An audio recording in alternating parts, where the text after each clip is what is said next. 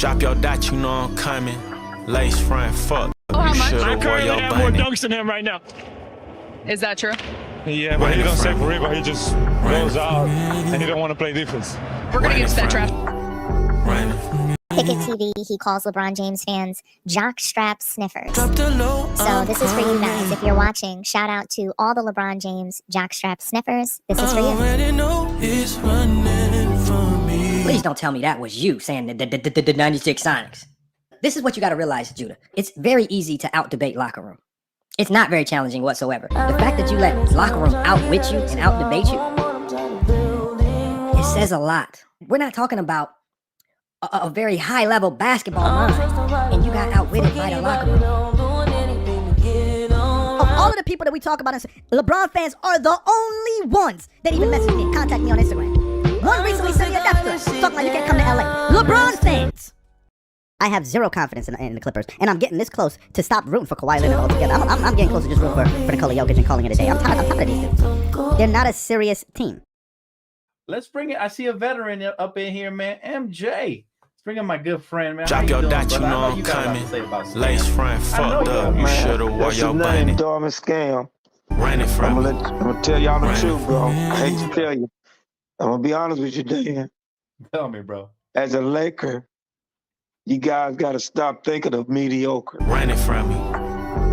The dude. Now you already got on one channel. They say the players are trash. On his one channel. Mm-hmm. He's talking about you right now. The locker room. He said all the players are trash. They should be embarrassed. It's a joke. Lakers fans, they should be embarrassed about that. They say they are like one of the greatest franchises of the NBA. They should be embarrassed. You think Boston Celtics, Denver, the Thunder, the Bucks gonna let someone like Austin run the offense? Like Luka, look, you just standing there. Look, watch this again, Luka. You just went right by Luka. What are you doing? I'll say there was some effort on that one. Fouling. Luka, what are you doing? Get back into play, Luka. Luka. You would hate me. Luka, come on, bro. It's my turn. You told me it was my turn. Head up, chin up, fuck that, nigga. If we go to prison for the rest of our life, whoop-de-doo. We go to prison, nigga. Yes, ladies and gentlemen, we are back, folks. We are back. We are back, man. We did a show last night, folks. We did a show last night. Shout out to everybody that tuned in last night. We had a good show last night. And, you know, I was actually just thinking about it last night when I was, you know, in the bed. And I thought about Darvin Ham, right? Now, what's funny to me, folks, is that, you know, now you've seen these content creators and they're making videos and, you know, obviously they're blaming LeBron James for Austin Reaves' struggles, right? They're blaming LeBron James for Austin Reaves' struggles. Austin Reaves, okay? Austin Reaves.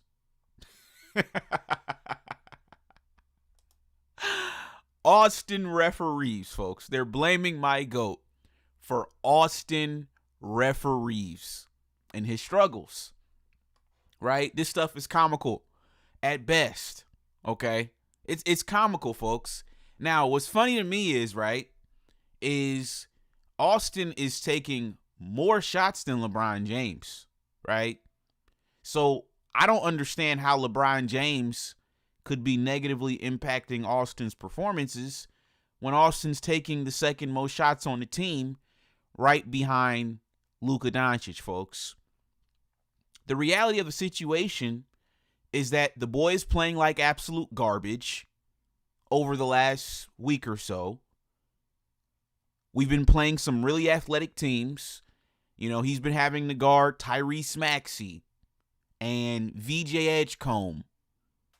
He had to guard, you know, De'Aaron Fox. Stephon Castle, Dylan Harper, right? And he's looked pretty mediocre over the last week, folks. He's turned back into a pumpkin. Now, once again, like I said, they're blaming LeBron James for this, but these people are completely clueless as to who Austin Reaves actually is, and how long he's actually been doing these type of things, folks. Now, we know over here at the locker room, we obviously created the Austin Reaves cycle because this is what he does every single season, right? Three-phase cycle. Phase 1, decent regular season. He's been doing this pretty much ever since he became a starter. Then you move into phase 2. He gets his cheeks clapped in the playoffs. And then you get to phase 3 where his fanboys blame everybody else all off season. So back to Darvin Ham. I was thinking about Darvin Ham because if you guys remember, Max Kellerman and Rich Paul, they did a segment, I guess, on their new podcast, and they got to talking about Austin Reaves. Now, Max Kellerman, he had a comparison for Austin Reaves, folks. He compared Austin Reaves to who? Manu Ginobili. I'm gonna play you guys the clip again, right? Now, I don't think it's a fair comparison at all. Manu Ginobili is a way better player than Austin Reaves, but this is the comparison they made. I'm going to play you guys the clip again, and then I'm going to show you guys what Darvin Ham said about Austin Reaves 2 years ago. Shout out to Mr. Player Made in the chat. We got Stay Mo Smooth. What's going on, man? We got Steph Curry. What's going on, dude? We got King J. He says, I remember that. Scam said it wasn't a demotion. It was a realignment. It's nasty work how they try to protect his career. King J is filthy, dude. It's filthy. Shout out to Bob the Builder. We got the villain. We got J. Lou. You said, I think Gabe and Luka about to start in the backcourt versus the Suns. Yeah, we'll get to that. Let me play you guys what Maverick Carter. I keep saying Maverick Carter. Not Maverick Carter. What's his name? Oh yeah, Rich Paul and Max Kellerman. That's his damn name. Have enough to get to the Western Conference Final. I don't think they have enough to get to really contend from that perspective. So right OKC is in a class by themselves. Very much. They won 1,000,000 games last year. They won the title. They have one loss and 23-1 now. Can't keep up. Stop counting. Right, so it's crazy. They're good. They're really good. And I always thought, even last year, it's like, wait, they're this good, and they're going to get Chet Holmgren at a certain point. Like, that's a lot, right? Yeah. That's a lot. And here they are. They're rolling now. They're confident because they just won the championship. They're maturing. They're getting better. So, okay, put them aside for a second. You think the Lakers don't fit in with the rest of the pack? They got the second best record in the conference. Yeah, but we've seen that before. That doesn't mean anything. I think when you look, we've seen it, right? We've seen when you have the talent up top that they have, those guys can win games. LeBron and Luka. But also Austin's played Austin very well Reaves, this year. absolutely. He's taking a step. But then things start to really, when you come to back half of the season, where guys are really, now they have their conditioning, they're scouting you different, they're preparing for you more. Yeah. It's one thing. Then when you go into the playoffs, we've seen last year, they ran into athleticism and length. They struggled. So when you look at it now, athleticism, length, shooting, speed, right? Because now, can the Lakers play fast? I don't think so. And style of play. You can't, that style of play is going to be very easy to guard when you get to the playoffs. But who do they not fit in with other than OKC? Well, I mean, Denver's no. They're not a better team than Houston? Denver. Athletes. I think they fit in with, look, ideally Austin Reaves, and who knows what happens by the playoffs, is Ginobili, right? In an ideal world, on a championship team, he's the killer sixth man, right? Yeah. But that's he's not paid, this. But he's paid as a starter. He's paid. I get it. Yeah. So it makes it harder. Yeah. Right. No, what I'm saying is, Ginobili was paid as a starter. He Sure, just but in was a this sixth day man. and age, if you're paid the way he's about to get paid, But it's let me harder ask you to this make you a question. six man. Going back to the championship organization versus an organization with championships. The Spurs. On the Spurs, he'd be the six man, right? Right. Especially back in the day. Spurs made that decision. And you know what Ginobili did? Went He along with embraced it. Right. Right. And how many championships they win? 5. Yeah. It's those type of decisions to be made. Again, not getting enamored with all the other things. But I just don't. I think there's a couple things to be made, changes to be made in the short and the long. Okay, folks, so let's just go ahead and stop it right there, right? This was a few days ago. Max Kellerman and Rich Paul, they're discussing the Lakers. They're discussing Austin Reaves. And, you know, Max Kellerman, he says in the perfect world, Austin Reaves would be a six man. He would be a Manu Ginobili, right? Now, you guys got to realize how embarrassing this actually is, okay? This is embarrassing. This is horrible PR, right? This might have been the roughest week Austin has had in a very long time. Think about it, right? LeBron James is out, and you're averaging, 28 points to start the year, right? You're in the All-Star conversation. You're in your name pops up on the MVP ladder. Soon as LeBron James comes back, folks, you have a few bad games, and now all of a sudden you have Rich Paul, who is the biggest agent in the sport, and you have Max Kellerman, one of the more prominent faces in sports media. They're doing a podcast talking about you, saying in the perfect world, you would be the sixth man. That is horrible PR, right? That's horrible PR, folks, if you're Austin Reaves and his agent. That's terrible. From their perspective, they want him to be an all-star. I'm sure he wants to be an all-star. I'm sure he wants to continue starting, right? Because he's having a Jeremy Lin kind of a run. But those of us that actually know basketball, we know the dude is a fraud. We know the dude scoring only went up because LeBron James was out. We know he can't guard a parked car. We know he can't win you a playoff series. We know the dude's been getting clapped for the last 3 years. But what they've tried to do is they tried to sweep all of that stuff under the rug. And who have they been blaming, folks? They've been trying to blame my GOAT. So once again, it brought me back to Darvin Ham, right? Because like Max Kellerman just said, in a perfect world in his mind, Austin would be a Manu Ginobili type. He would be a sixth man. Now, this was Darvin Ham, folks. Remember, Austin Reaves got benched. Austin Reaves got benched. Give me 1 second. You guys got to remember this stuff, man. Austin Reaves, folks. Look at the date on this article. What does this say, folks? I told you guys. This is why they don't like me. Because I come with the receipts. I come with the facts. This is why they don't like me. This is why they don't call me to do any podcast episodes. Our narratives, listen, you come over here, my narrative is on the complete opposite end of the spectrum from the mayonnaise media. They don't want to do a podcast with me, okay?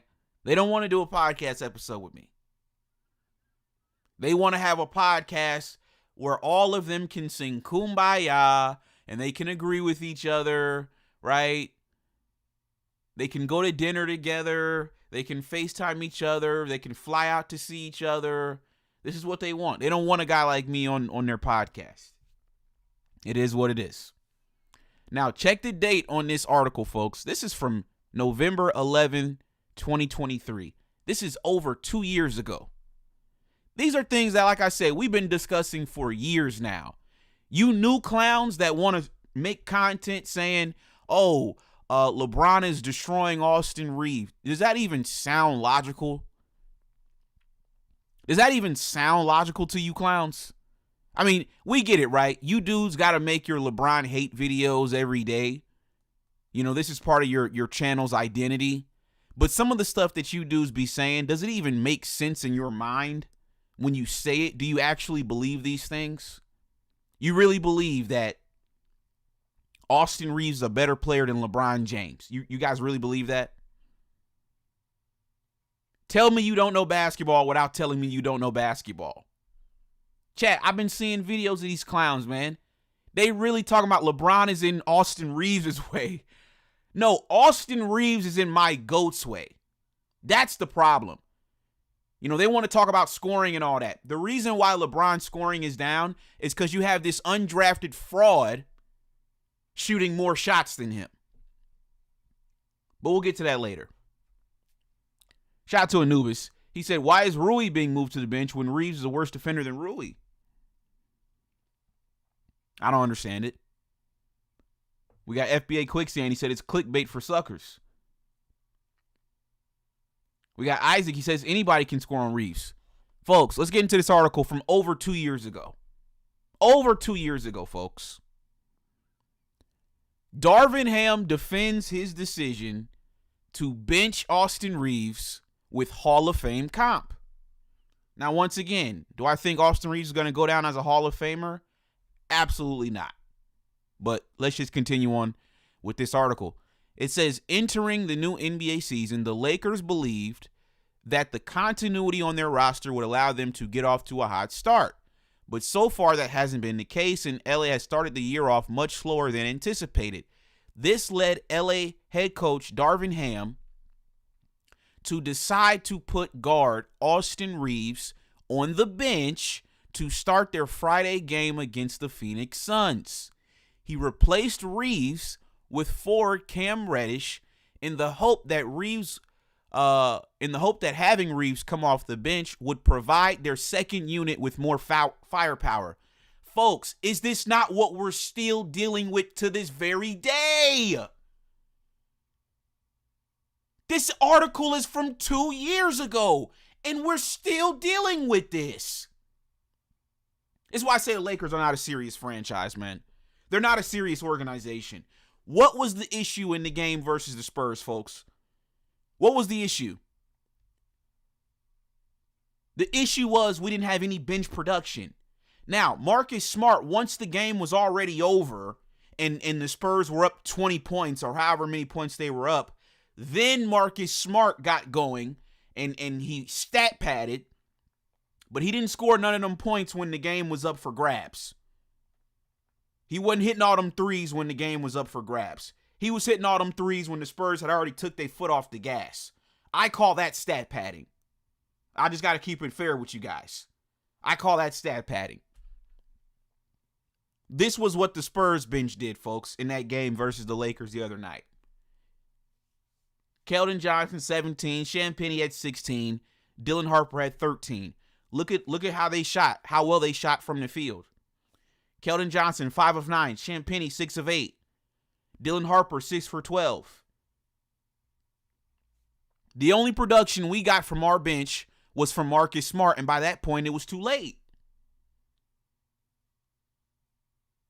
By that point, it was too late. So, once again, we have been dealing with this problem for years now. The problem with the Lakers, and I said this when Darvin Ham was coaching, and once again, the title of this show is Darvin Ham is Vindicated for this decision. Now, once again, am I saying Darvin Ham should not have been fired? No, I'm not saying that. I still think he should have been fired, but I think with this decision to bench Austin Reaves, he was absolutely right, and I'm going to show you guys how they scapegoated Darvin Ham when they fired him. I'm going to break that down here in a second, because they scapegoated that man for this decision to bench Austin Reaves, even though we're still dealing with this issue to this day. So back when Darvin Ham was coaching, folks, I would always get up on the show and I would say the problem with Darvin Ham that I'm noticing is he is starting guys that should be on the bench, and he's benching guys that should be in the starting lineup.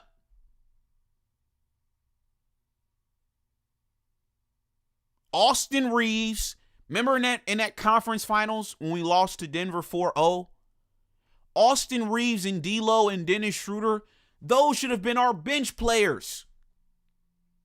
They should not have been in our starting lineup. Those are things that Darvin Ham struggled with. He struggled with lineups. He struggled with offense. Defensively, he was decent. He wasn't a bad defensive coach, but he struggled offensively. So in 2023, the following season, once we lost to Denver, we come back the following year. What happens? We get off to a bad start.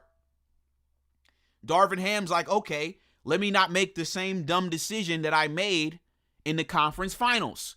Let me go ahead and bench these clowns. Let me go ahead and bench these clowns. And that's exactly what he did. He benched D'Lo and he benched Austin Reaves.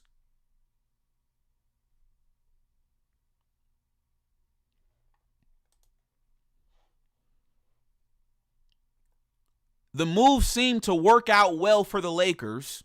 So the first game that we benched D'Lo and Reaves, we played the Phoenix Suns. I believe it was a cup game. The move seemed to work out well for the Lakers as they took down the Suns in a thrilling 122-119 come-from-behind victory.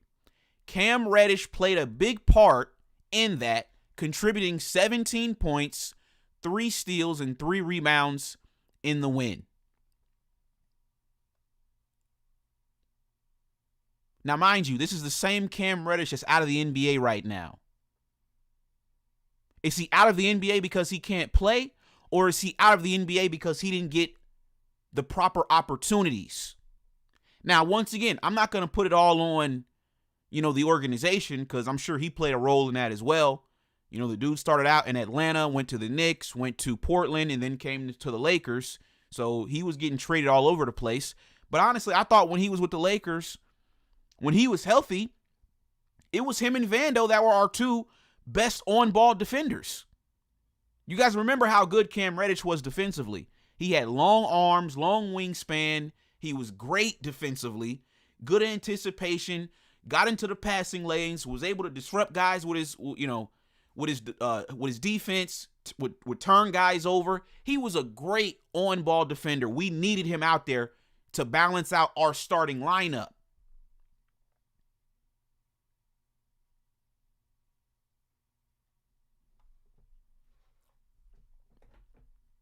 But once again,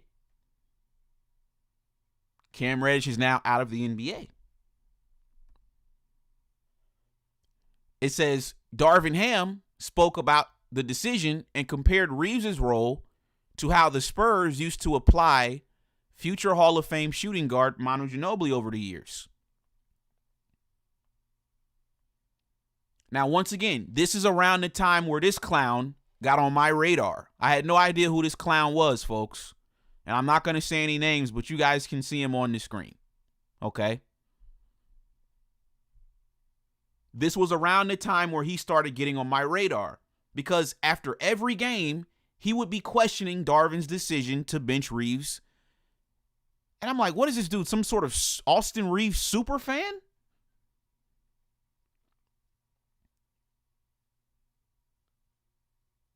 After every Lakers loss, he'd be in the presser, at the post-game presser, asking Darvin about lineups. Darvin was basically forced by the mayonnaise media to put Austin Reaves and D'Lo back into the starting lineup, and I told him it was going to cost him his job. I told him that. I'm on record saying that. Let me show you guys this. Let me show you guys how consistent I've been on this topic. Let me go to my Twitter real quick. Let me show you guys this.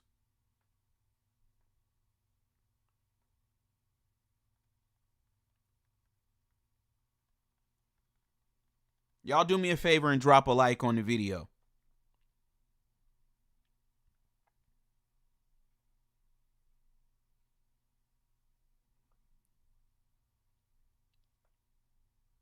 Y'all do me a favor, folks, and drop a like on the video.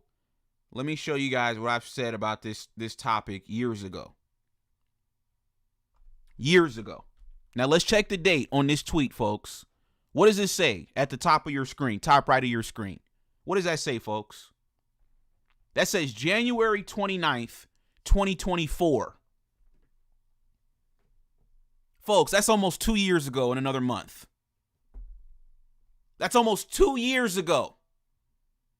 Not months, not weeks, years ago. Years. So once again, when niggas get on the internet and they talking about LeBron is ruining Austin Reaves, I can't take it seriously. I just can't take it seriously. Certified Steppers, this is a tweet from almost 2 years ago. What did I say, folks? I said Austin Reaves and D'Angelo Russell cannot start together. We bench both of these guys just for Darvin Ham to go back to the lineup that wasn't working at the beginning of the season. Now, this is where I'll give Darvin Ham some love. He was pressured by the mayonnaise media to go back to them.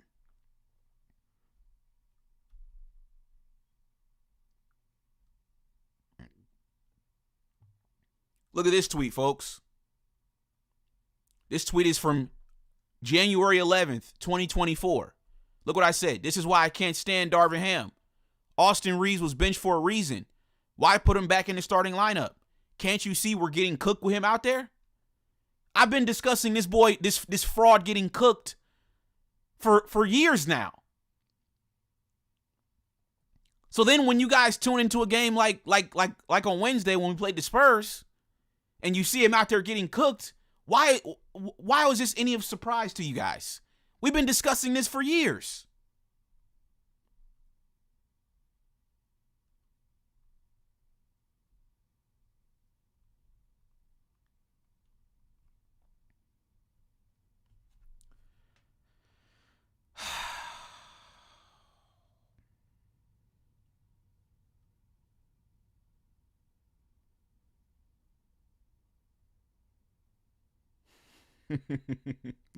Look at this one, chat. This is when we fired Darvin. Look at this tweet. This is when we fired Darvin. This is May 3rd, 2024. A year and a half ago. I said everybody's happy we fired Darvin Ham, but if Laker fans think that any coach can turn these two bums into champions, you've lost your effing mind.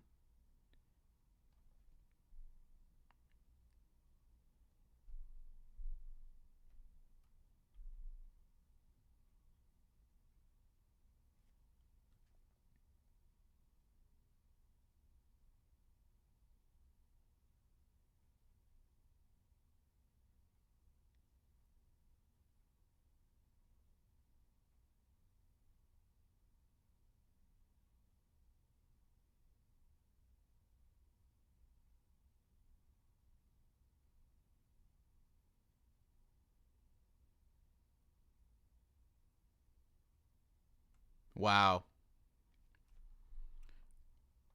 That's insane, man. We've been going in on Darvin Ham for years, man. Shout out to A Hall with the $5 super chat. Appreciate you, man. Hey, I fuck with your boy. Fuck with your boy. LeBron fans. You said the last 5 NBA champions had top 5 defenses or at least a competent defense. They need to prioritize defense, and we need to trade Reaves while he still has value. Shout out to A Hall. Let's get back into this article. I agree with you.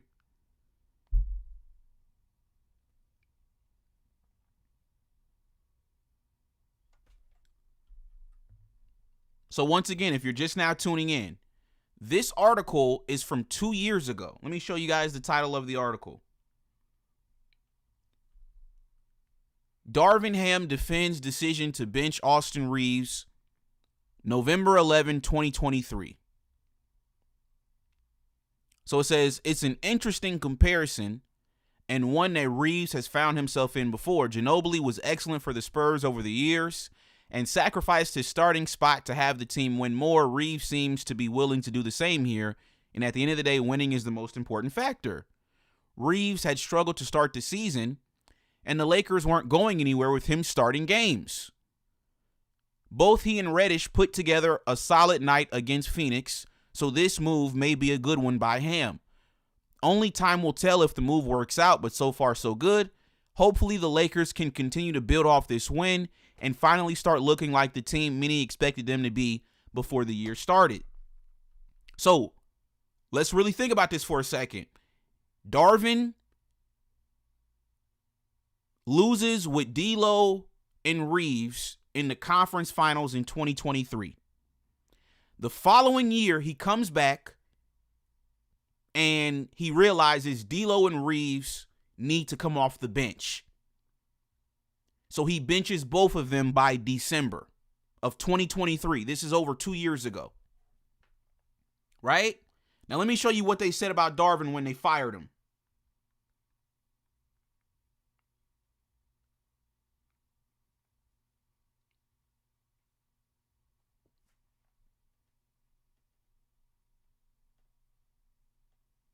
Y'all do me a favor and drop a like on the video.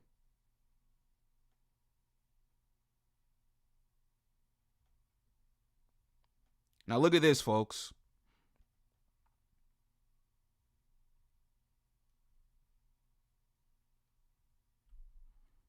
Let me show you guys the title of this article.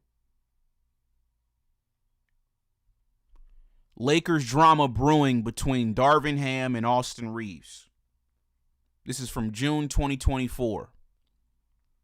After averaging 36 minutes in the playoffs and emerging as the Lakers' third star, Austin Reaves saw his role in minutes diminish as the new season unfolded. What was expected to be his leap to stardom has plateaued.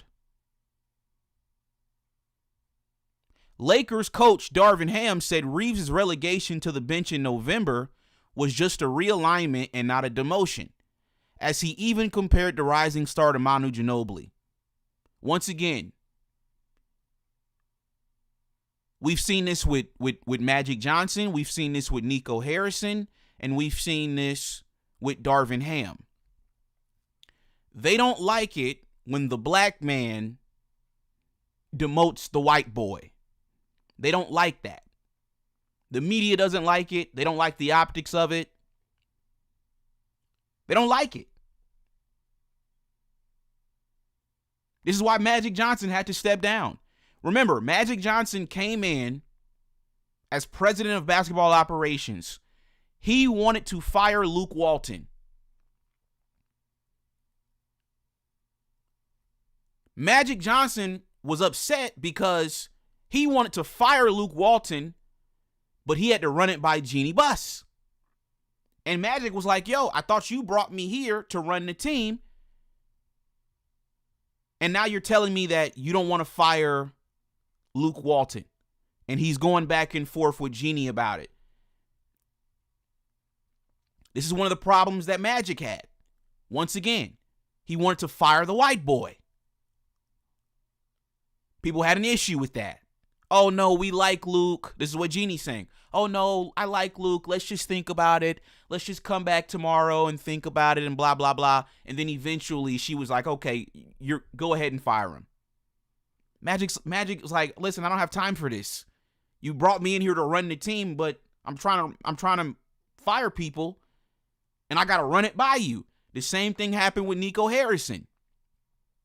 Nico Harrison wants to trade Luka Doncic. Now, all of a sudden, everybody's got a problem with it.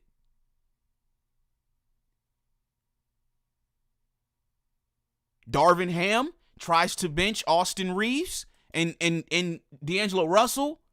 Nobody cared that D'Lo got benched. Nobody cared that Russell Westbrook got benched. But when Darvin Ham benches the white boy, everybody has a problem.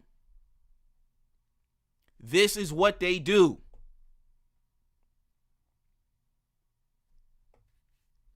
It's filthy. It's disgusting to me. Niggas get traded every day, B. We don't cry. Niggas get benched every day, B. We don't cry. But when it's time for y'all to get traded, when it's time for y'all to get benched, when it's time for y'all to get fired, we supposed to have sympathy for y'all. Come on, man. Stop it. This stuff's ridiculous, folks.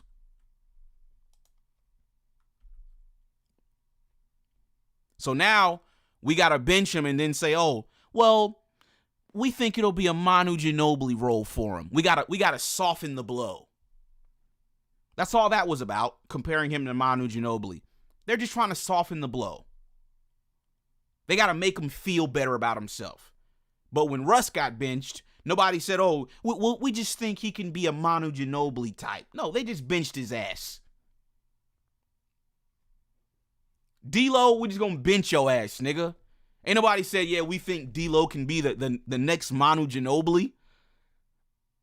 But with Reaves, hey, buddy, listen, we're going to have to bench you, but don't worry, buddy.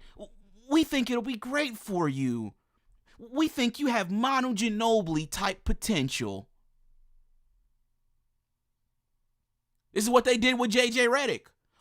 Hey, JJ, we think you can be the next Pat Riley. When have they ever said Darvin Ham could be the next Pat Riley? They never do this with us. They never gas us up. They never have to hype us up. They never have to soften the blow. They got to hype these dudes up. Yeah, go ahead, JJ. We think you're our next Pat Riley. Really? The next Pat Riley? Really?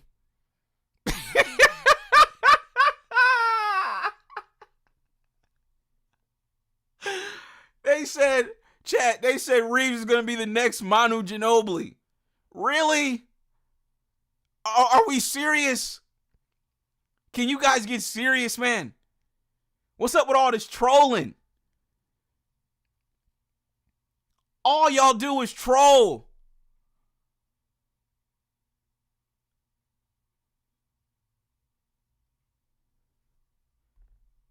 Shout out to Top Fly High. What's going on, man?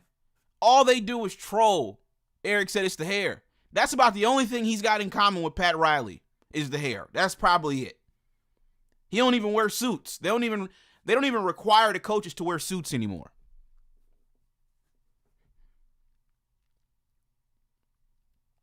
So it says, but Anthony Irwin of the Lakers Lounge has heard otherwise. He says this possible thing between Reaves and Ham is something. I'm here to tell you I've heard it very clearly that for whatever reason, Ham doesn't mess with Austin the way that you think he would. It needs to get fixed. This might escalate all the way to where an agent gets involved or the front office gets involved and people start asking what is going into these decisions. Wow. Austin's got to get his mommy and daddy involved, chat. Austin's got to get mommy and daddy involved. Running from me.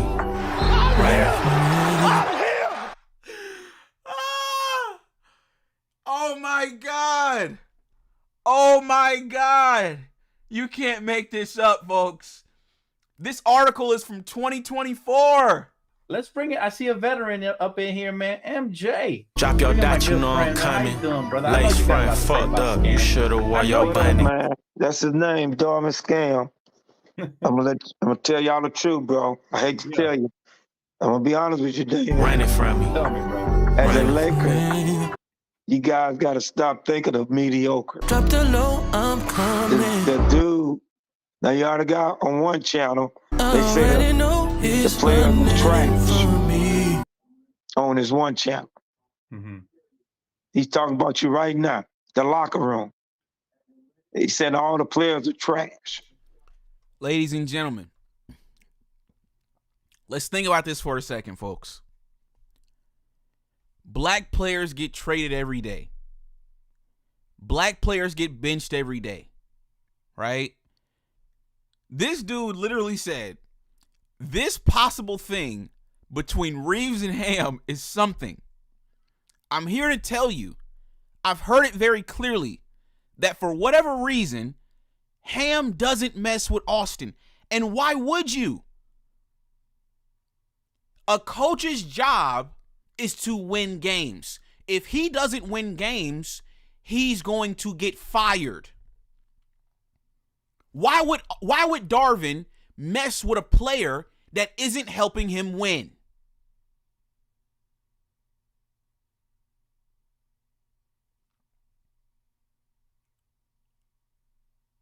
As a player, your job is to go on the court and produce. As a coach, your job is to manage the team and put the best players onto the floor that you feel gives you the best chance to win. So ask yourself this question. Why didn't Darvin like Austin Reaves? We never heard him not liking LeBron. We never heard him not liking Anthony Davis. Those guys are helping him win. Of course you're not going to like Austin Reaves. I don't like Austin Reaves. I'm tired of losing. We've been losing for 3 years. The only people that like Austin Reaves are just fanboys and LeBron haters. That's it. Everybody else, I don't see how you could like Austin Reaves. I don't see how.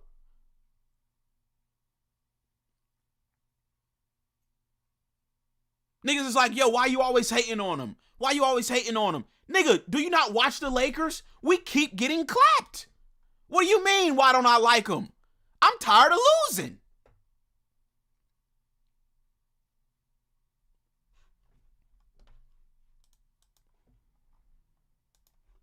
Shout out to Spaz Out Crazy for the $1 super chat. Folks, let me read this again. Ham doesn't mess with Austin the way that you think he would. This man said it needs to get fixed. This might escalate all the way to where an agent gets involved or the front office gets involved and people start asking, what is going into these decisions?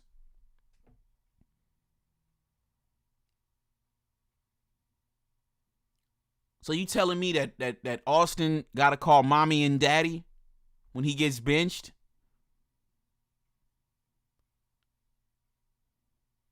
You telling me agents got to get involved now? This is why he eventually went back to Austin in the starting lineup.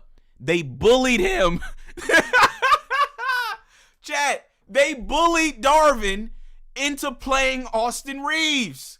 This is what, oh my God, bro, you can't make this up. Y'all really think this boy is really like that? The boy literally is ass. The only reason he's a starter is because Darvin was forced. He was bullied into playing Austin.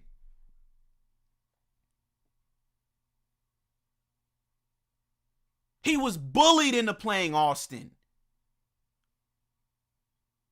That's crazy to me, bro. That's crazy to me. Reaves struggled with only 9 points on 2 of 11 shooting in 29 minutes during the Lakers' 108-106 loss to the Western Conference leader, Minnesota Timberwolves, on December 30th. When Ham took D'Angelo Russell off the Lakers' starting lineup, many expected Reaves to replace him, but Ham opted for size and defense, elevating Jared Vanderbilt instead. So, folks, and once again, I'm not agreeing with the lineup 100%, because I remember at that point in the season, I was calling for maybe Rui to be in the starting lineup. So I didn't agree with the lineup 100%, but I did like where we were headed. I like the changes that he made at that moment. So I think at this moment, this is 2023 in December, our starting lineup was Vando, LeBron, AD, Taurean Prince, and Cam Reddish.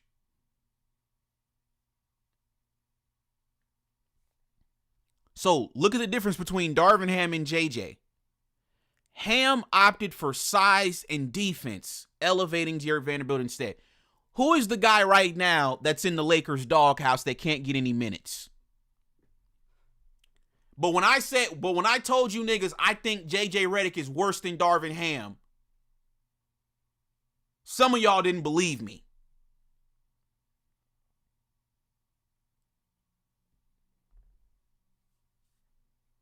And I'm going to be honest, I didn't think it was possible to be worse than Darvin Ham. I didn't think it would be possible. JJ Redick is worse. He's worse. Look at this, folks. LeBron James became the Lakers' new starting point guard.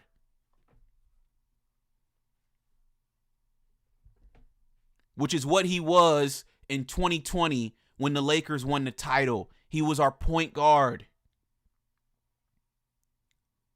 Darvin put Vando in the starting lineup over Reaves.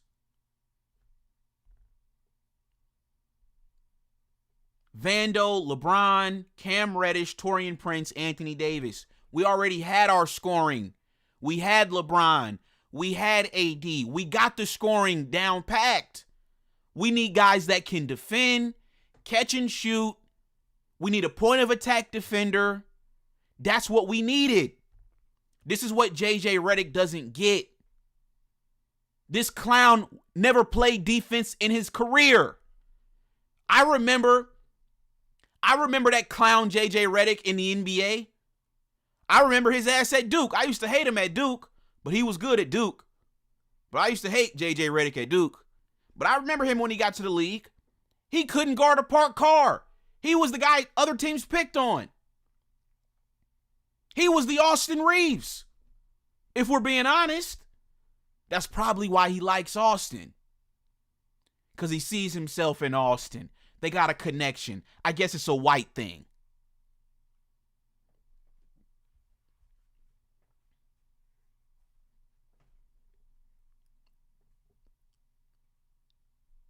Once again, if you're just now tuning in, this article is from 2024, excuse me. Well, really 2023. It's an article from 2023 that I guess they rehashed in 2024. But let's continue on. It says, now Reaves has to contend with Russell in playmaking chores and touches in the second unit. Reaves is averaging 29 minutes per game, tied with Russell behind AD, LeBron, and free agent acquisition Taurean Prince. Since Russell joined the Lakers' second unit, Reaves hasn't breached the 20-point mark. Over his last 4 games with Russell, Reaves is just averaging 11.8 points on 9 shots. Man taking 9 shots and getting you 12 points. But see, as you guys can see, all they ever worried about is Reaves and his scoring, as you guys can see. Look at that last sentence we just read.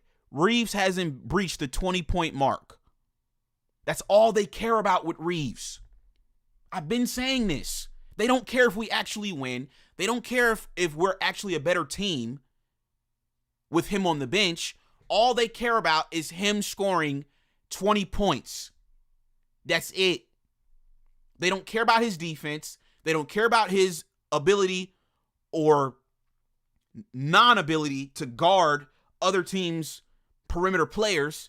They don't care about any of that crap. All they care about is he going to score or not? Is he going to get his 20 points or not? Look at this. In 10 games this December, before the Lakers starting lineup shakeup, Reaves was averaging 20 points on 14 shots. Once again, this is all they care about. We're in the same predicament now. Reaves is averaging 20 plus, but our defense and our bench unit is suffering. They don't care.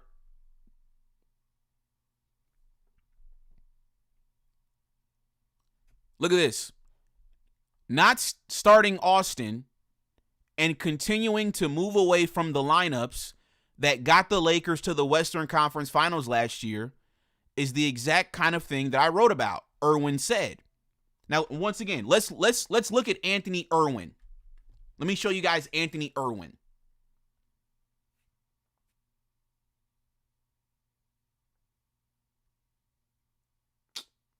Wow, you can't make this stuff up, folks. You can't make this stuff up, man. You can't make this up. Folks, this is what Anthony Irwin looks like.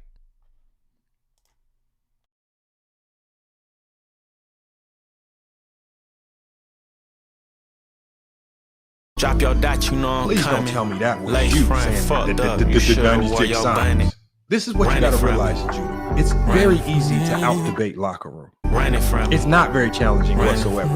The fact that you let locker room out-wit you and out-debate you, it says a lot. We're not talking about a very high-level basketball mind, and you got outwitted by the locker room.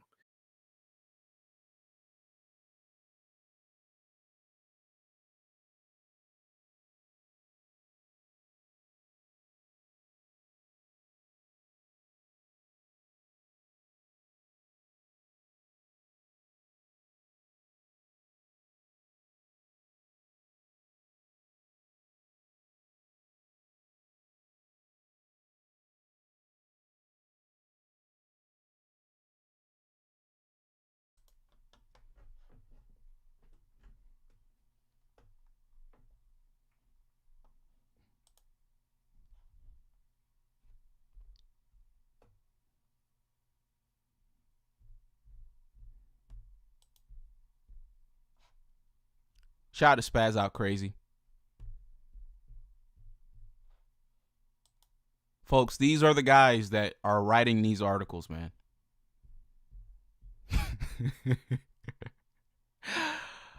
Oh my God, you can't make this stuff up, bro. You legitimately can't make this stuff up. I couldn't make this up if I tried. I couldn't make this stuff up if I tried, man. This is insane. This is insane. These are the people that are typing up these articles. These are the people asking the questions. This is insane, bro. So let's go back to what he was saying. Not starting Austin and continuing to move away from the lineups that got the Lakers to the conference finals last year is the exact kind of thing that I wrote about. Irwin said. That core wants to run it back. They were thrilled about that opportunity this year. Their patience with Ham is wearing thin.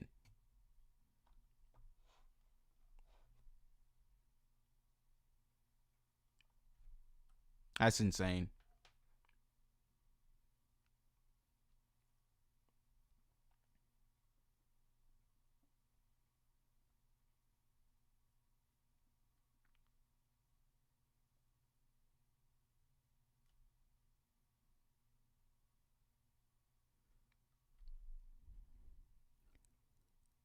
Later reports indicated frustration within the organization and locker room over Ham's inconsistent rotations, including the benching of both Reaves and D'Lo, as they felt it hindered continuity.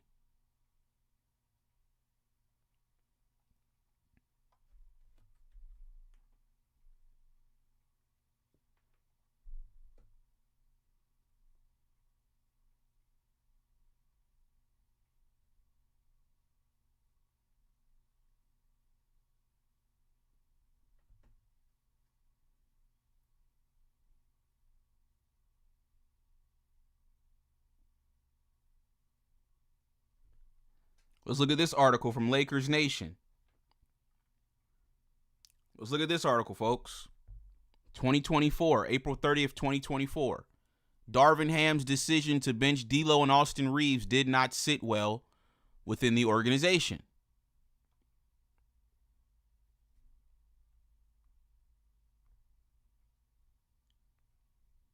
So once again, they don't care about losing.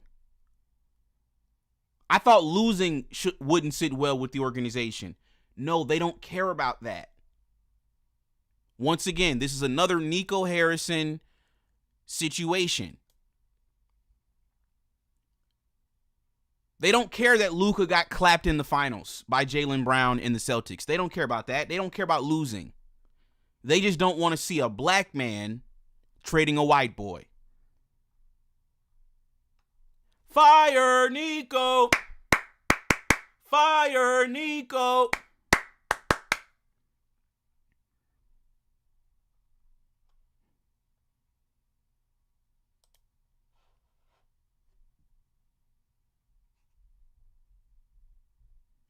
Look at this, folks. From December 12th to January 13, the Lakers went 5-12, including 2 4-game losing streaks. Ham decided to make some significant lineup tweaks during that stretch, including sending Reaves and Russell to the bench while starting more wing-heavy lineups that included Taurean Prince and Cam Reddish. The Lakers' late-season surge almost directly correlated with Ham putting Russell and Reaves back into the starting lineup in mid-January. Russell was placed back into the lineup on January 13th, and from January 15th to the end of the season, the Lakers went 29-14. Now that the season is over, reports are coming out that some within the Lakers organization were not just unhappy with the losing streak, but the specific ways that Ham responded to it, according to Sham Charania, Jovan Buhai, and Sam Amick of The Athletic. During the 13-game skid, the Lakers used 6 lineups, including 2 variations of an all-wing lineup: James, Davis, Taurean Prince, Vanderbilt, and either Cam Reddish or Hachimura. For 5 games, the team went 2-3.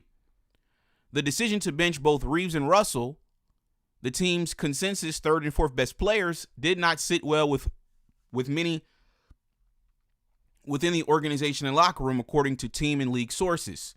Ham's decision was viewed as a panic move that backfired, a divergence from the team's stated goals of developing reps in continuity with the core players and groups from last season. Instead, those lineups and groupings didn't play as much as they could have, even as bench or closing lineups. Benching Russell and Reaves seemed to not only set the Lakers back a few weeks on the season, but could be the ultimate downfall for Ham. Had he stayed the course, perhaps the Lakers finish higher than the number 7 seed and avoid the Nuggets in the first round, leading to a deeper run that could have potentially saved his job. You see how the Lakers over the years, folks, have always just kicked the can down the road with Austin Reaves. This has been a problem for years, and they've always just kicked the can down the road. These people really said maybe the Lakers could have been a higher seed to avoid Denver. Bro, you still have to play Denver regardless.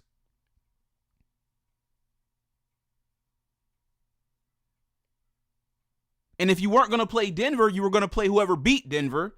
So you still got to play another good team anyway. So eventually, the issues that the Lakers had, lack of bench production, Austin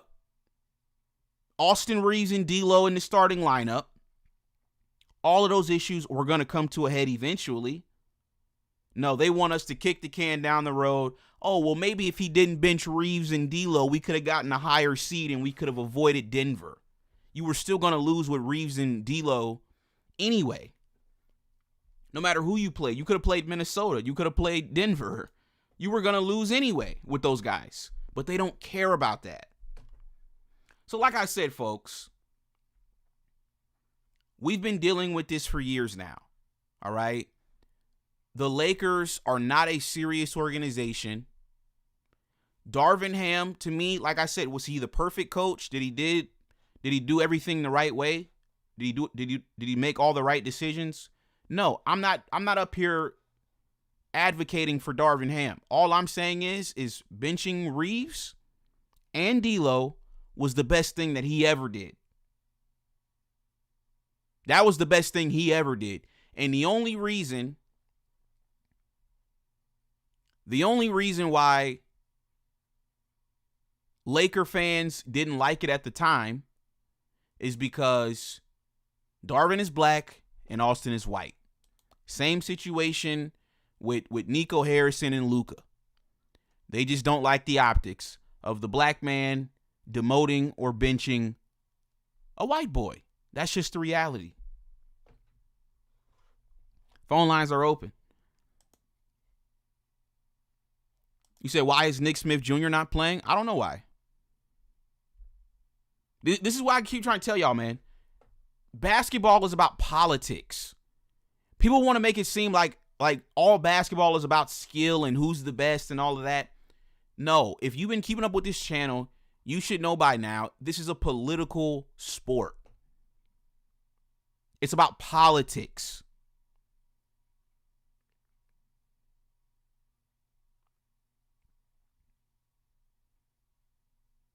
Nick Smith Jr. isn't playing because if he plays, he's going to take minutes away from other guys that are making more money than him. And they don't want that. Even though he's a better option than other guys. The same thing with Vando. Vando should be playing more minutes. Nick Smith Jr. should be playing more minutes. Austin should be coming off the bench. But are they going to do it? Probably not. Because why? It's a politic thing. How do you think Austin's agent and Austin's going to feel if he's been starting averaging 28 and then they like, yeah, but you know what? We want to put you on the bench. You think they're going to be happy with that? Of course not. It's all about politics with these people, man.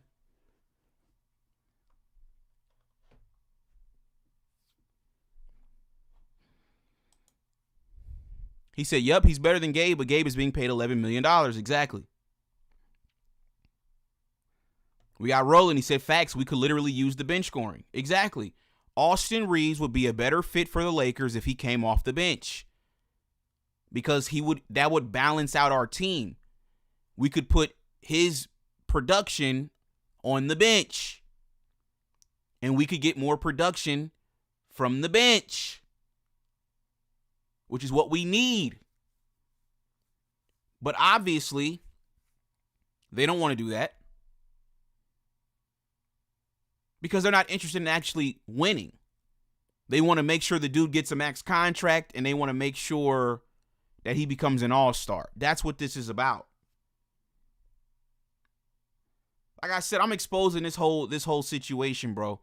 Like I said, LeBron James, he messed up big time coming to this team, man. LeBron's biggest mistake was not leaving the Lakers after the 2020 championship. He should have left this team a long time ago. All they've done with LeBron is waste LeBron's time. Because as you guys can see, they're clearly not interested in creating a championship organization and team and environment.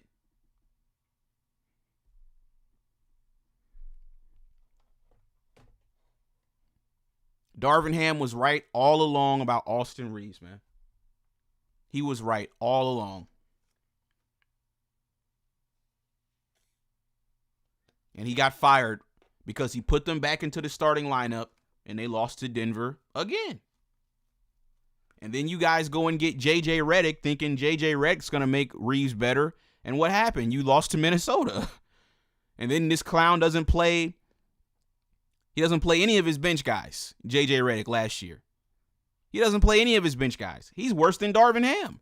Shit, at least Darvin Ham played some of his bench guys. J.J. didn't even play the bench. Look at now. He's not even playing Vando. And y'all think this clown is a good coach. Man, I'll slap J.J. Redick.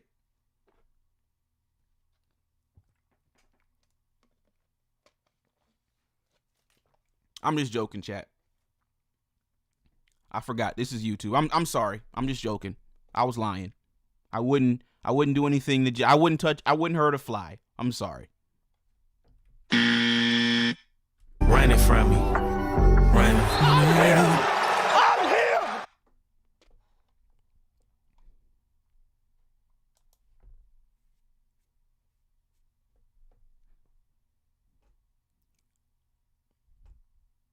Shout out to Will. We got Antoine. Shout out to Antoine with the $5 super chat. Appreciate you, man. I fuck with your boy. Fuck with your boy. LeBron fans. You said LeBron fans, through the ups and downs, good or bad, white or black, I love my Lakers. I F with you, bruh. Love and respect. Okay? Like I said, I will not support the Lakers until Rob Pelinka and Jeannie Buss are gone. I will not support it. I'm only here for my GOAT, and that's it. He said JJ does have a slappable face. Oh, he said JJ makes the team worse.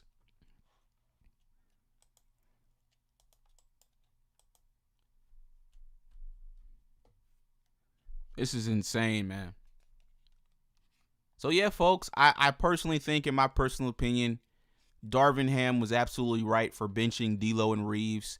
Obviously, you know, the Lakers media questioned everything he did because he's black. If you guys notice, they don't question JJ to the same level or the same degree that they question Darvin. But JJ will find out soon enough when he starts making tough decisions. Because that's what you're going to have to do at some point. You can't keep doing the same thing and expecting a different result. You can't keep playing Reaves, Luka, Rui, LeBron, and DeAndre Ayton. And like I said, they're talking about benching Rui. Okay, bench Rui for Marcus Smart. It's not going to change anything. That won't change anything. You still have two defensive liabilities at your point of attack. Marcus Smart can't guard. He can't play defense for Austin Reaves. They think that's their genius solution. Dude, all they're going to do is just hunt Austin Reaves out, get the switch on to Austin Reaves, and then go to work. That's it. It's very simple. It's not complicated. It's just basketball. It's not rocket science, dude. You know, we're not talking quantum physics. We're talking basketball. It's simple. You attack the weakest matchup on the floor that you can find. And you just spam that all game. Simple. We're just going to hunt out your weakest defender, and we're just going to attack him all game. So how long is JJ Redick going to sit on the sideline yelling at the referees like he's, you know, Pat Riley before he finally realizes he's got to make a decision? That's gonna piss some people off. When is he gonna do that?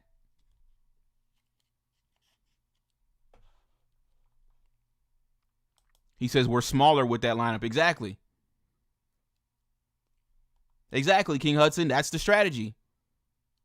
That's the strategy for opponents the last 3 years. Just attack Reaves. Simple as that. He said JJ plays his friends. That's not coaching. Exactly.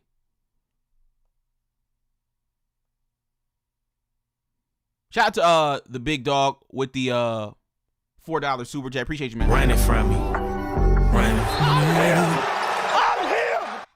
He says you asking for Vando, but you done complain about him many times for lack of offense. You've called him trash too. Once again, I know what I said about Vando because I was there when I said it. I was the one that said it. All right? And I said what I said. I said what I said. Right? I'm standing on what I said. Vando is trash offensively. Vando is FBA. Like, I'm standing on everything that I said. But at the same time, how long can you continue to have a starting unit with no defenders? Your bench unit isn't giving you any production, really. I mean, how long can you continue to watch this stuff? At some point, you got to go back to Van. He's one of your best defenders. At some point, you got to go back to him. Now, once again, can Vando play deep into like a playoff game? No, you can't play Vando deep into a playoff game and he's not defending. But he's not scoring.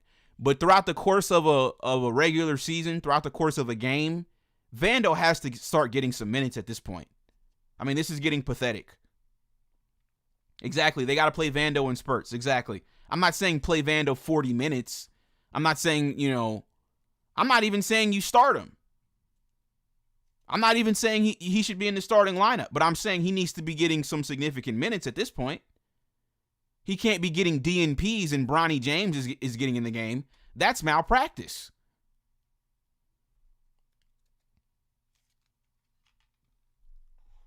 He said, since he's been out, we've been getting killed on defense. Yeah, I'd give him, exactly. He got to get at least 15.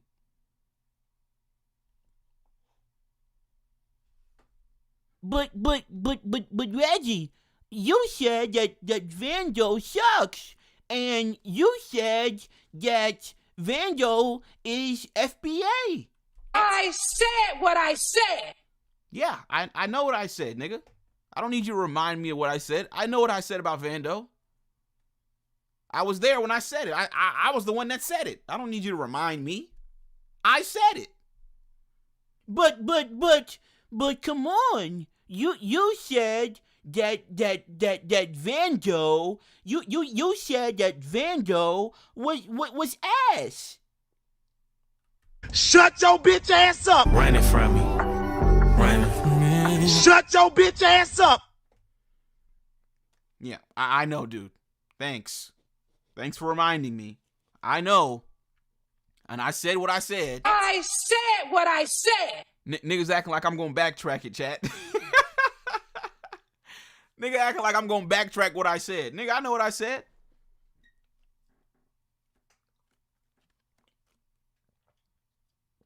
You thought you got me, right? You thought I was going to backtrack.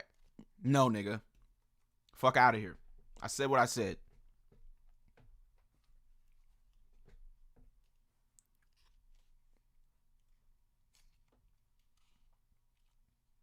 We got Adam. Adam says everybody's saying they got to play Vando except JJ. Exactly. Like, that's what I'm saying. He's a clown, man. He's a clown. I'm tired of JJ Redick at this point. You know, I'm tired of I'm tired of this Snow Bunny. This Snow Bunny like roster, it's just been pathetic, man. Like I'll take the Darvin Ham Lakers at this point. Real talk. I feel like the Darvin Ham Lakers were a better watch than this crap. I ain't gonna lie. Give me Taurean Prince back. Give me Cam Reddish. Give me AD. Give me LeBron. Vando. D-Lo. Bum-ass Reaves. Give me the Darvin Ham Lakers back, man. That was a better version of the Lakers than this crap. I ain't gonna lie. This crap is nasty. This version of the Lakers is straight up nasty. The Snow Bunny Lakers are just pathetic. JJ, Luka, and Reaves. This is filthy. Oh, speaking of as it stands, you're right. Shout out to that dude. I want to play you guys this video that he posted in 2024. Matter of fact, no, let's listen to the Mayonnaise Media. Let's listen to what they think. They posted a video 2 hours ago. They said, "What is wrong with the Lakers defense?" You guys' brother, Austin Reaves. What are you talking about? I want to kind of shift gears here really quick to Luka for just a second, because I think there's an interesting trend going on with him juxtaposed with a guy like Shea. And one of the things that happens when you're one of the best basketball players in the world is there's other dudes who want your spot. And it becomes this very competitive environment. Like, in a classic example for me is LeBron and Steph. Like, LeBron was this Swiss Army knife dude in the early 2010s, but then on comes Steph Curry. And it's like, oh my gosh, is Steph Curry the best offensive player in the entire NBA? And what ended up happening, LeBron in 2017 and 2018 added like a complete additional layer of polish to his game in the half court that made him so good offensively that he was able to keep a step ahead of Steph Curry as he was playing at such an insanely high level offensively. And one of the things that's standing out to me with Luka is like, he fills the box score like nobody's business, but he is having way too many of these damaging plays where he's hurting his team on either end of the floor. Trevor, you called out a perfect one earlier in the show. It was inexcusable, that play before the half. LeBron makes this unbelievable basket attack, gets a dunk. The Lakers run back in transition. They get a stop, big play. They go down the other end. Shout out to Luke Cornett. Made an incredible athletic play at the rim, blocking Austin. I don't think that's anyone's fault. Like, Luke came flying in there. I don't even know how Austin could have seen that coming. But then they go down. De'Aaron Fox hits a really tough floater. You go down, and Luka's complaining at the refs again, not getting back on defense. So is Jackson, which, by the way, you want to know why Jackson's doing it? Jackson's not doing that if Luka's running back on defense. But you have two guys standing in the backcourt while Harrison Barnes walking into a dunk. Luka's been very turnover prone. He had several sequences last night where he got caught standing out of his defensive stance for quick swing passes to Harrison Barnes that ended up in threes, where if he's just a little more attentive, sitting in his stance, throws a quicker closeout, he's in better shape there. And this is where I want to juxtapose him with Shea, because I think that Luka's every bit the scorer that Shea is, and I think that Luka is a better passer than Shea is. And that makes up any little gap that you might see between the two of them on defense. But right now, Shea's not making any damn mistakes. He is never turning the basketball over. He's not having sequences where he complains at the refs and doesn't get back in transition. He's not having sequences where he's standing and ball watching off the ball and letting a dude back cut him or giving up an offensive rebound. Luka's got to trim the fat in his game, because I think Shea's past him now.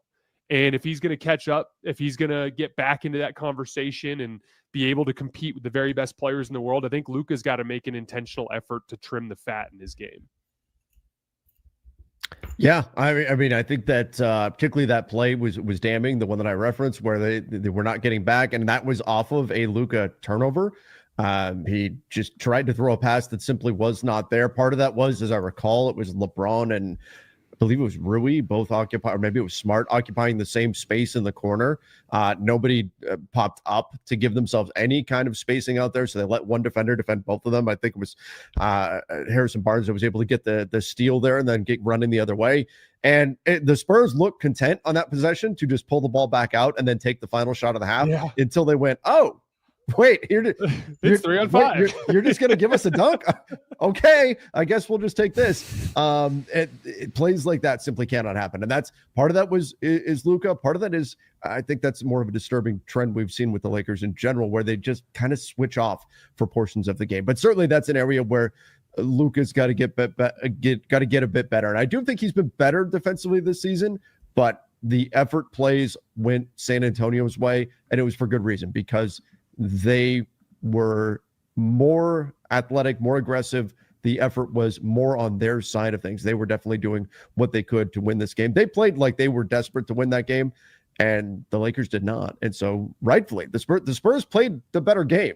They deserved to win that game. And the Lakers, I think a lot of that's going to show up in film, and the Lakers are going to have some things to answer for, especially coming into this matchup against the Phoenix Suns, which is yet another team. Tiny little note that Tommy said this in the comments. It's also the shots. Like there were a couple of ones where it's like the Spurs have momentum and Luka would just walk into like a step back three with like 22 on the shot clock. And I'm like, come on, man. Like those are as bad as turnovers. And so I think Tommy in the comments is making a good point too. I think that's one of the other parts of the fat that Luka needs to trim.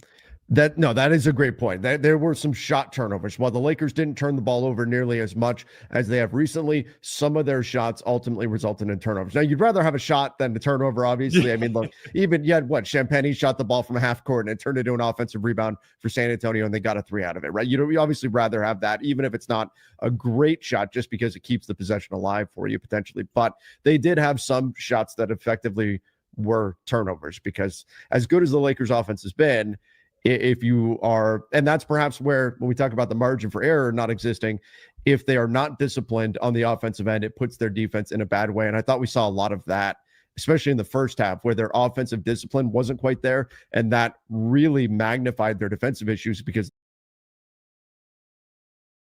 running from me. Shut your bitch ass up.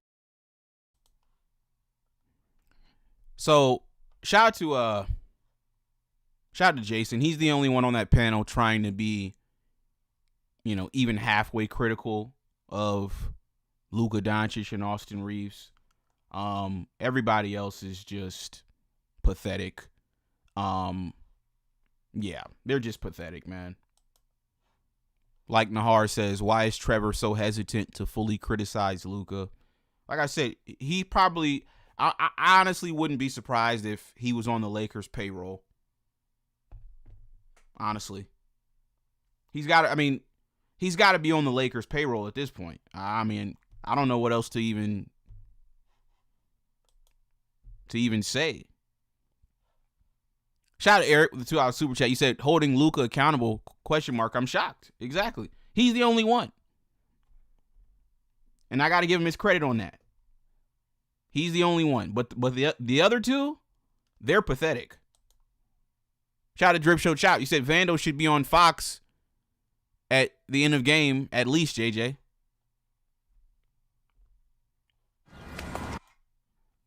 Let me play you guys this other clip. Let's listen to something else they said. Give me 1 second. Y'all do me a favor and drop a like on the video. Let's get these likes up, folks. Those get blown up by the Suns. I want to see the Lakers utilizing the LeBron Luka pick and roll is a bit more of a challenge when it's Ryan Dunn and Dillon Brooks in this game, and then it's just a switch. So it'll be interesting to see how they navigate that. But the attention to detail is going to have to be there all night long because the Suns are going to have a bit of an athleticism advantage. They are going to be putting that pressure on the Lakers. They cannot turn the ball over in this one the way they did last time. I harp on turnovers a lot, but they had, I believe it was 21 or 22 against Phoenix the last time around. They have to do a lot better taking care of the basketball, but it's all going to start, as Jovan was alluding to, with the mentality against Phoenix. Do the Lakers really want to come out and prove that they can hang with this type of team, that they can beat this type of team? Did this loss to San Antonio in the NBA Cup tournament, the money they lost out on from potentially winning the tournament, did that bother them or not? I want to see that. I want to feel that in this game on Sunday, that they have something to prove as they get into this stretch, and not that this is just, another game in a long 82 game season. I want to see. Folks, this man talking about, folks, this man talking about their mentality. What is your mentality gonna, like? Your mentality can't do anything. You're physically at a disadvantage. Mentality isn't going to matter, buddy. No matter how you think. You get on the court with these athletic players that can beat you off the dribble. I don't care how good your mentality is. It don't matter about your mentality. Y'all are inadequate. This Lakers team come out and show that they can indeed win in the margins. Jason, what are you looking for in this one? I think Jovan laid it out really well. I think the one thing I would add is just I want to see a level of physical intensity from the opening tip. Like there's a little bit of like Jovan broke it down earlier in the show when he was talking about the losing margin, but like they're getting punked in these games. They're not losing, they're getting punked. And what I want to see is the Lakers come out and be like, I want revenge against Phoenix. I want to see them get up in jerseys. I want to see them throwing bodies around and bringing a level of physicality to the game. Because ultimately, like when you look at teams that are, the best example for me for the Lakers to follow as I've looked at this team has been Denver, because Denver, I think, is the classic example of like a really offensively gifted superstar who is somewhat of a defensive liability in certain coverages. With Jokic, it's more of a pick and roll thing. With Luka, it's more of like an on ball and switches kind of thing. But then you're also surrounded by kind of like somewhat mediocre athletes with a handful of athletes on the roster. I'd argue Denver's more athletic. And that's, by the way, why I view them as the model, because if you add a couple of support athletes around these skill players, it can be really effective. But when I look at Denver had stretches where they got punked, right? Like I'd argue Minnesota for stretches of the 2024 series punked them in that second round upset that they had, right? But ultimately, when it comes to this Lakers team, like what you see with Denver is they would also have games where they would do the punking and they would bring a certain level of physicality. They went into Minnesota in the middle of that series and they won 2 games in a row. There's a level of like, yeah, you did that to us, but we can do this too. And that's what I'm dying to see from the Lakers. Other than the Minnesota games early in the season, we haven't seen the Lakers go up against one of these like truly physically dominant teams and bring it to them physically. And I really just want to see them do that in this game. It's very much a mentality thing for me. I want to see some fight. I think you laid it out perfectly too, Trevor. There's a psychological fight that I want to see from these guys. Absolutely. Absolutely. We need to see this team punch back in this.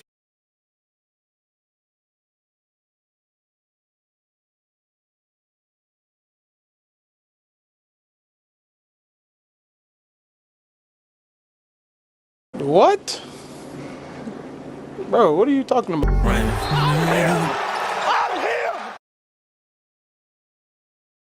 Drop the low, I'm coming. Please don't tell me that was you saying the 96 Sonics. This is what you got to realize. It's very easy to out-debate locker room. It's not very challenging whatsoever. The fact that you let locker room outwit you and out debate you, it says a lot. We're not talking about a very high level basketball mind, and you got outwitted by the locker room. Folks, did these dudes say they want to see some fight from the Lakers? They want to see the Lakers punch back?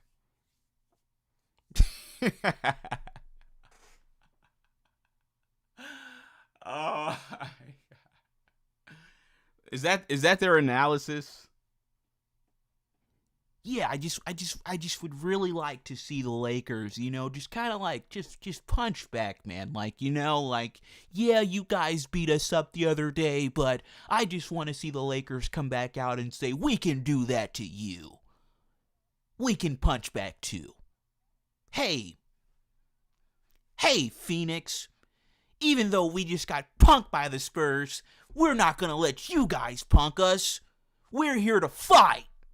Let's go. Running from me.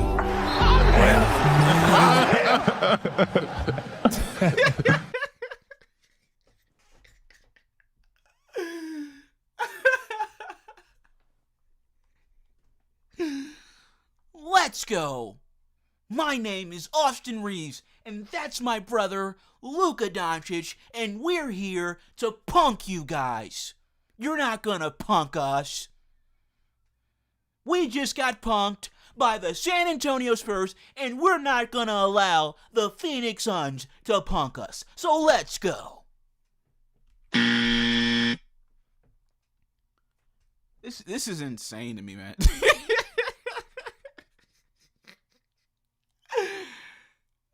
Is this the commentary we're listening to for basketball? This is basketball commentary in 2025. I want to see some fight.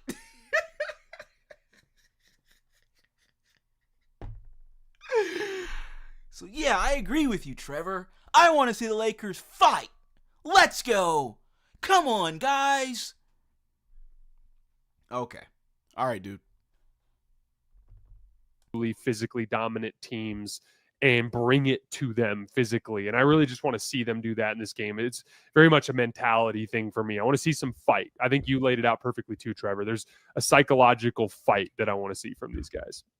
Absolutely. Absolutely. We need to see this team punch back in this one and be ready to get out there and take it to the Phoenix Suns. All right. We're going to get into some of your questions and comments in just a moment. First, quick shout out to our great sponsor, which is Underdog.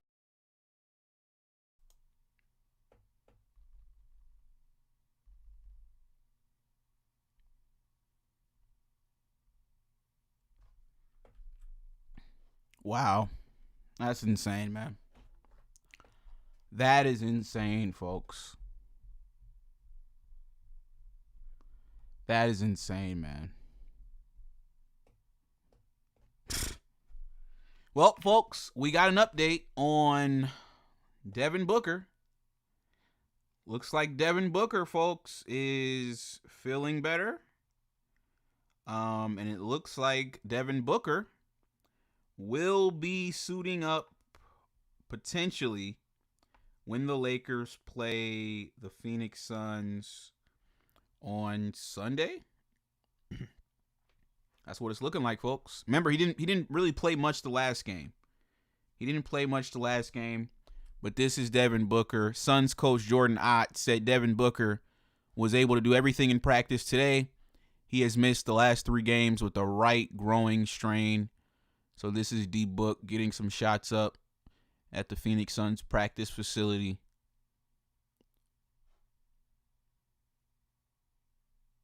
So it's looking like D-Book will be ready to go versus Luka. Remember, we got clapped by the Suns without him.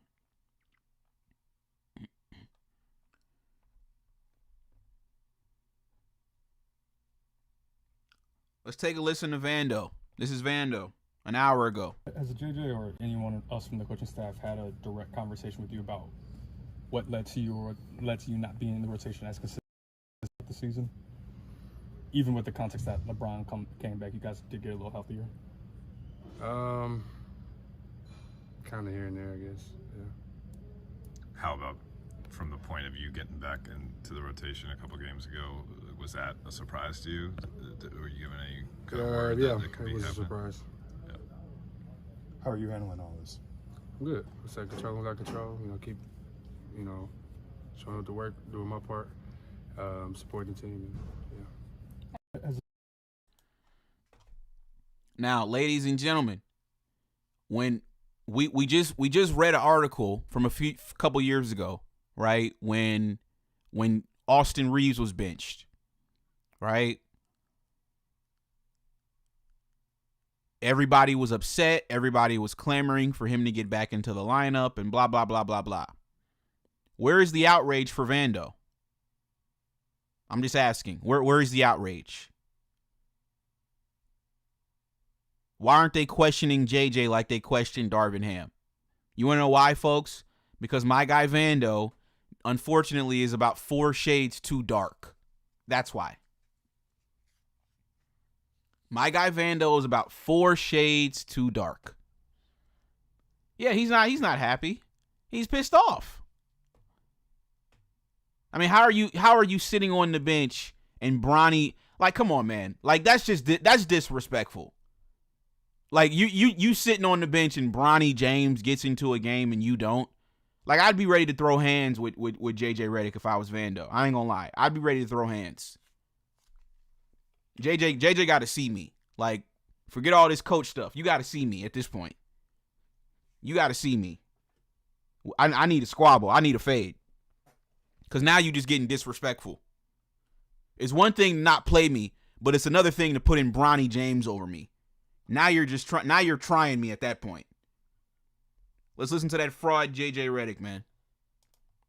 We've taken charges. That's been good. That's been a positive.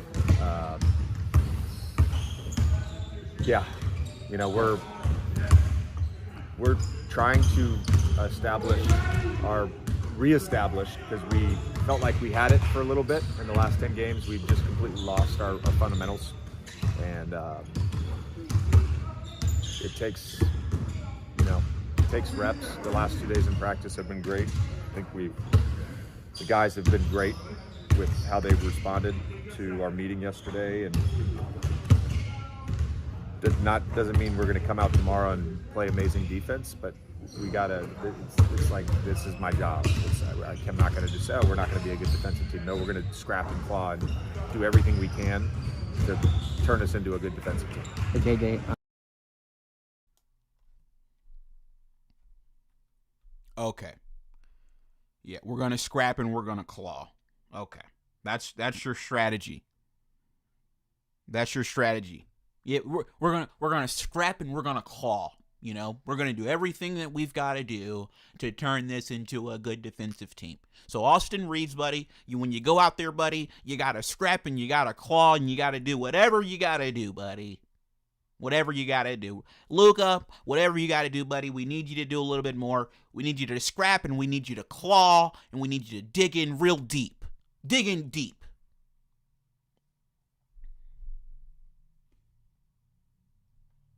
JJ Redick's a nerd. Love it. I mean, this is a competitive sport. We're all competitive, and you believe in yourself to the fullest. You got here, all the hard work that you did in your life to get you here was for a reason. So I love it. But for us, and like I said, for him, I think he has helped that team tremendously. He's brought something that they've been lacking in that department. But it's our job to go out there and respond. They beat us 5 games ago. We got a chance to get our redemption back, and we understand they're coming in. They're going to throw another punch. We just got to be ready to throw ours back. Thanks, Marcus. Thank you. Thank you, sir. Thanks, Marcus.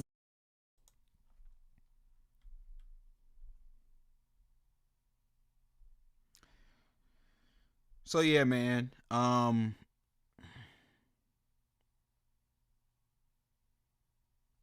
Yeah, folks, like I said, man, we're going to see what the starting lineup is going to be in tomorrow's game. We're going to see if JJ Redick is going to go with Marcus Smart. Like I said, I would go with Marcus Smart in the starting lineup. Me personally, I would go with Marcus Smart. I wouldn't go with Gabe Vincent. I would put Marcus Smart at the 2. So I would do LeBron, Marcus Smart, Luka, obviously, and then Rui and DeAndre Ayton and see what that lineup can do together. So yeah, we just gotta wait and see. We do got the cup games tonight. You got the Knicks and the Magic at 5:30, and then you got the Spurs and the Thunder at 9. So I don't know if I'll tune into those games. We'll see. Depends on how I'm feeling. But like I said, the Lakers do play tomorrow. I don't know why the Lakers get so many days off in between games. This stuff is getting ridiculous. They play on Sunday, and then they don't play again till Thursday. They got the Jazz on Thursday. Like, this stuff is ridiculous, man. When the last time they played on Wednesday. They don't play again till Sunday. Then after Sunday, they don't play again till Thursday. Like, what's going on with this schedule, man? I don't remember teams getting this many 3-4 day breaks. I don't remember this, chat. I don't remember this at all. I don't remember teams getting 3-4 days breaks. What, y'all niggas tired? We'll give some of that money back then. Exactly. They don't want to get the money back, but they talking about they tired though. They need more rest days. They need more breaks. Man, get out of here, man. So like I said, folks, we just gotta wait and see what the lineup's gonna be tomorrow, man. And if the Lakers are gonna win tomorrow's game. I think the game is it in Phoenix? Is the game tomorrow in Phoenix? Let's see. The game tomorrow, yeah, it's in Phoenix. So that's going to be a good game, man. That's going to be a good game. Luka and Devin Booker is always must-see TV. So, yeah, we just got to wait and see, folks. But I will catch you guys on the next one. This was another installment of The Locker Room. Peace.